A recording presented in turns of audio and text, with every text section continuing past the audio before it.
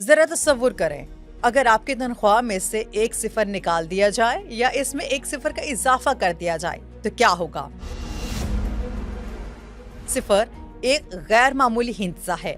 आम हिसाब किताब से लेकर रियाजी, अलजबरा, कैलकुलस, कंप्यूटर तक सब अलूम सिफर की बदौलत तरक्की कर सकेंगे।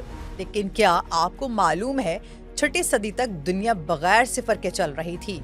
दुनिया में सिफर का हिंसा पहली बार 6ठी सदी में रियाजी के मसाइलों के हल में इस्तेमाल हुआ और इस दरियाफ्त का सहरा आर्यभट्ट के नाम है,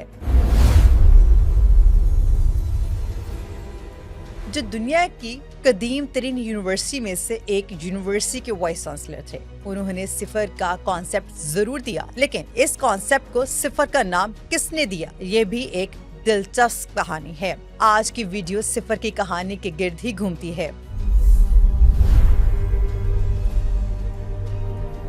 हजरत ईसा अलैहिस्सलाम की पैदाइश से भी 2500 साल पहले एक बड़ी तहजीब और सल्तनत थी जिसका नाम इकादियान था। इस रियासत की इकोनॉमी टैक्स और ज़राअत पर चलती थी और ये एक खुशहाल मल्टी नेशनल रियासत थी। बहुत सी कौमियतों के लोग आबाद थे, इसलिए यहाँ उलूम भी फरोग पर आ रहे थे। उनके यहाँ सिफर का कॉन्सेप्ट मौजूद था जो उन्होंने सोमेरियन तहजीब से लिया था और फिर 2000 कब्ल मसीह में अहले बाइबल तक ये तस्वुर पहुँच गया। अहले बाइबल ने सबसे पहले एक कॉलम में किसी अदद की गैर मौजूदगी की अलामत के जरिए दिखाने का इशारा दिया, क्योंकि उनके पास सिफर का ना होना तो लफ्ज था ना ही शक्ल।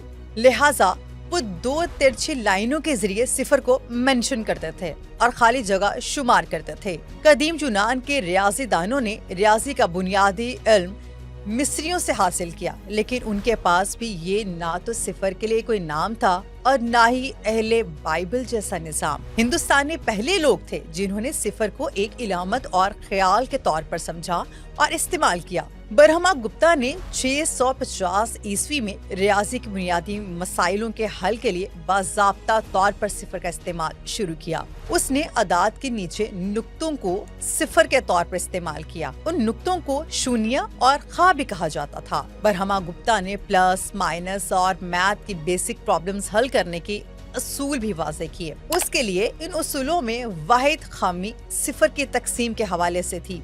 ये खामी बाद में आइजैक न्यूटन और JW ने दूर की। यूरोप में सिफर की आमद और इस्तेमाल सदियों बाद मुमकिन हो सका। शुरू में अरब सयाह हिंदुस्तान से बरहमा गुप्ता के काम के मुसव्विदे दूसरे अशियाई तिजारत के साथ लेकर आए। सिफर बगदाद में 773 ईस्वी में पहुंचा और अरब रियाजी दानों ने उसके फिरोग में अहम किरदार अदा किया। 9वीं सदी में मोहम्मद बिन मूसा ने अलजबरा इजाद किया जिसकी बुनियाद सिफर पर थी। उसने एल्गोरिथम की साइंस से ज़र्ब और तकसीम का आसान तरीका भी दरियाफ्त किया। उसने सिफर को सिफर का नाम दिया। 879 ईस्वी तक सिफर को उसका मौजूदा पेजवी यानी अंडे जैसी शक्ल में लिखा जाने लगा। मुसलमानों के स्पेन फतह करने के साथ सिफर यूरोप पहुंचा और 12वीं सदी के दरमियान तक अल खवास्मी के काम के तराजुम बरतानिया पहुंच चुके थे। इटली के रियाजदान ने अल खवास्मी के एल्गोरिथम के काम को आगे बढ़ाया और 1202 में एक किताब एबेकस बुक लिखी। फिबोनाची का सिफर पर काम जल्द ही अतालवी ताजरों और जर्मन बैंकर्स में मकबूल हो गया, लेकिन हुकूमतें अभी भी सिफर के इस्तेमाल के बारे में तहफ़्फ़ुज़ात का शिकार थीं।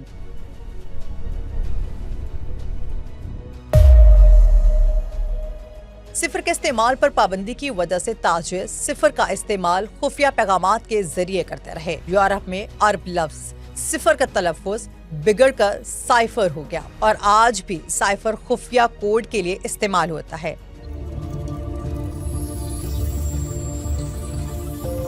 क्या आप भी ये सोच रहे हैं कि सिफर के इस्तेमाल पर पाबंदी क्यों थी? तारीख में ऐसा होता रहा है। इनफैक्ट आज भी ऐसा होता है। जब कोई नई टेक्नोलॉजी, कोई नया आइडिया मार्केट में आता है तो उसके खिलाफ मुज़ाहिमत और रुकावटें शुरू हो जाती हैं। जीरो चूंकि बरे सगीर और अरब से आया था,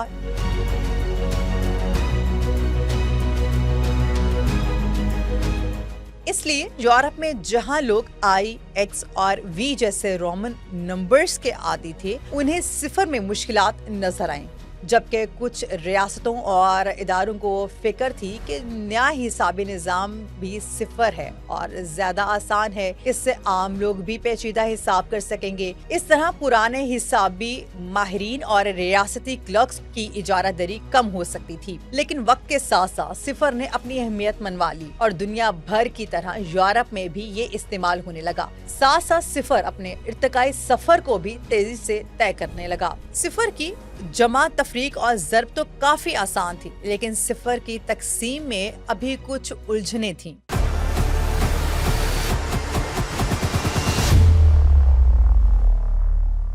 مثلا یہ کہ 1/10 میں کتنے صفر ہوتے ہیں، اس مسئلے کا جواب کے لیے کیلکولس کی بنیاد ہے۔